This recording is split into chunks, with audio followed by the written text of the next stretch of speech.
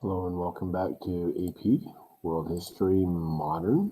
Today we're going to look at Unit 6.4, Economic Development, largely with a case study of the Congo, and our learning objective is explain how various environmental factors contributed to the development of the global economy from 1750 to 1900.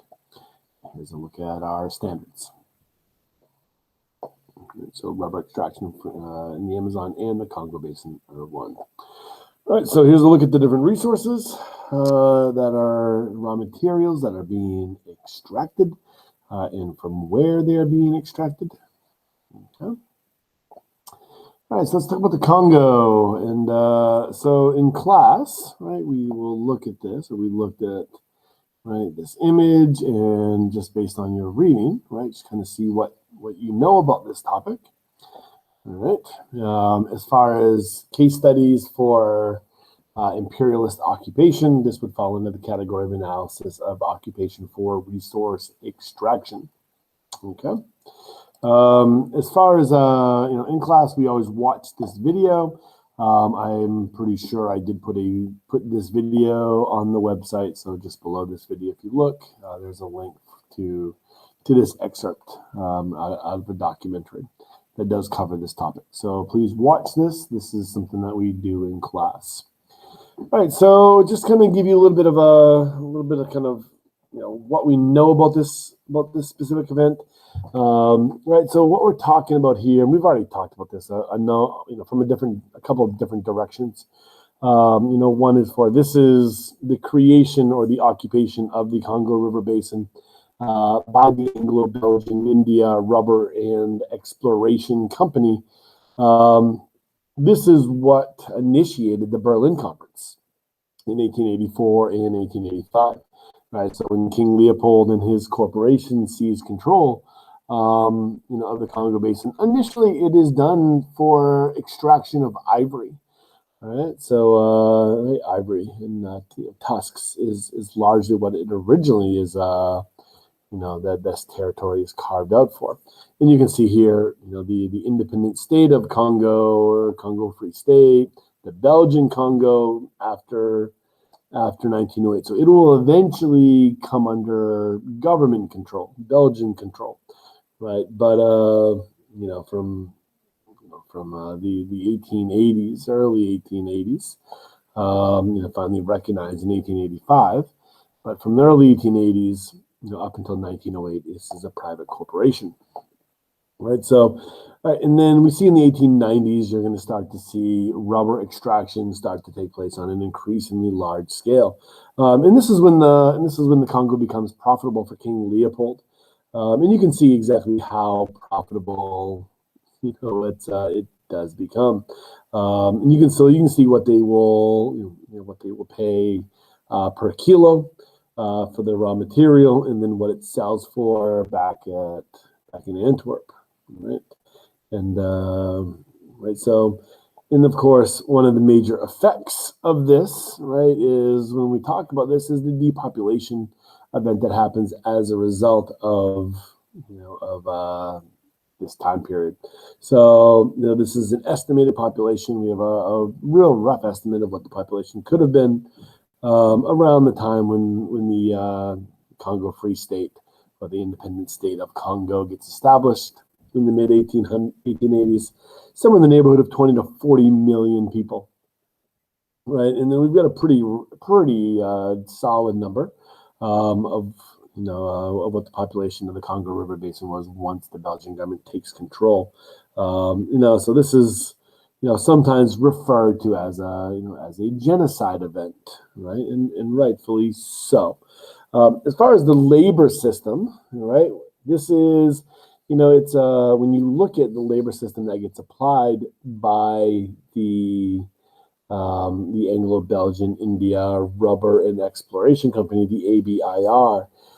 It's often referred to as a hostage-taking labor system, right? A hostage-taking labor system, where they would, take hostages of loved ones. They would establish quotas or outputs requirements, And in this way, it is very similar to how the Soviet Gulag system worked. Um, so it's about extracting raw materials, in operations through quotas. So we'll see a similar situation to this when we get into the late 20s, but really the 1930s and 40s with the Soviet Gulag system. All right. So we've already talked about morale when we talked about topic 6.1. So you're welcome to go back and watch this and to kind of go over this real quick. All right, so I'm going to move on to I guess one other thing before we move on is on Google or in Google Classroom, I have posted a link to chapter 10, The Wood That Weeps from King Leopold's Ghost. So please feel free to go into Google Classroom and please read that chapter. All right, so please read that chapter. All right, on the website that you're currently watching this on, I did break down a number of other resource export economies. With basically running through some of these other illustrative examples given to us from the College Board. So palm oil coming from West Africa. Palm oil is also going to become very important out of Southeast Asia. Rubber, right? Cotton, we've already talked about in Egypt. Guano mining, guano industry. This is something that we haven't really talked about yet, so I would highly recommend you kind of just reading through this. With the advent of railroads comes the advent of ranching societies. And this is one of those, it's pretty difficult to see ranching societies happen or taking place without railroads. A way to get, the livestock from the cows from where they are raised into the markets. So ranching society is going to become an increasingly important thing, not just in places like Argentina, but also the United States. Right? The United States, we become a ranching society, but Argentina, Chile will rise, during this period and become very well-known ranching society. Also, like the Mato Grosso region in southern Brazil as well. Right, so you've got ranching societies, right? Also, that is the resource being extracted out of Southern and South America.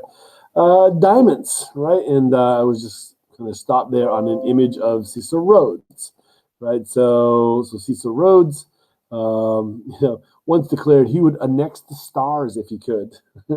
So he makes his money, in the Kimberley diamond fields, right? So.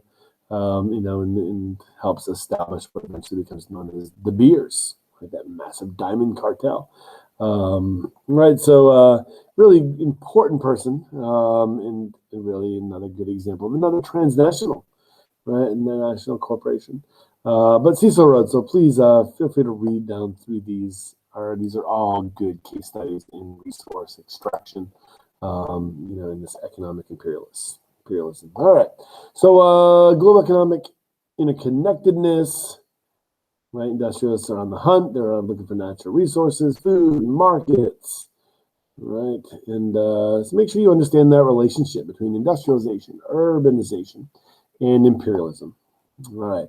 And of course, railroads are, they will become an increasingly important part of the story, as they become more and more more and more track gets laid down.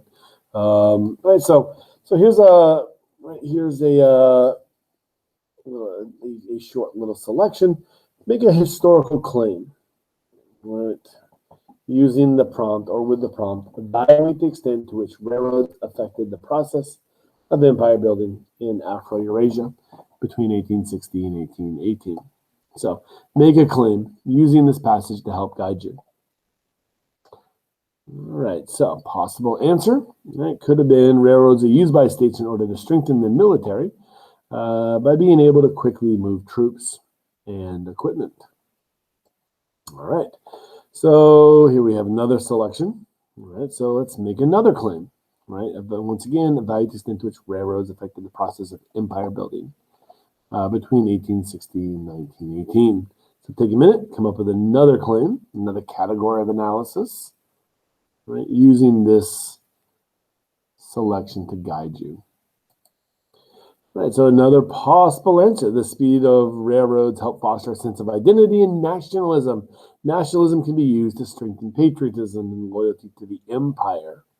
Right, so there's another category of analysis that would possibly, address this.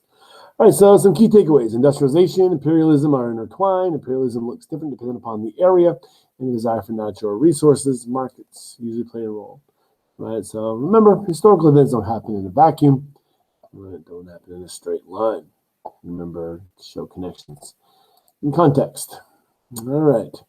So this is something that we'll do some classwork on this as well. And I will post this to Google Classroom, right? The 6.4, 6.5 worksheet. So for the DBQ that you're going to get linked in the Google Classroom, right, evaluate the extent to which railroads affected the process of empire buildings between 1860 and 1918. All right, so contextualization. Right, so some bad examples of contextualization. All right, might be railroads a part of the Industrial Revolution, or European powers held a series of conferences to diffuse tensions between them to avert war. Right, maybe a better example: railroads play an important role in the Industrial Revolution because they provide faster, more efficient methods of overland transport than had ever existed before. Industrial Revolution technologies aided Europeans in the creation of large empires by linking places together, cheaper costs. So it's a good example of maybe a good start. Right? Maybe some outside evidence. If you're dealing with a prompt like this, is like European powers, Japan developed extensive railway networks in Korea to facilitate its imperial control. In Western transnational companies advocated for the creation of railroads in Latin America because it suited their economic interests as much as it does in Afro-Eurasia. And then you could also dig a little deeper into this because you need to give me some so what stuff. You could then dig into like the United Fruit Company, right, as your example, or definitely what happens in Argentina, right, with the rise of ranching societies. That would be a really good example to use, right? So use the information on the website to help guide you there. Okay, so I guess that is all for today. Sapriati.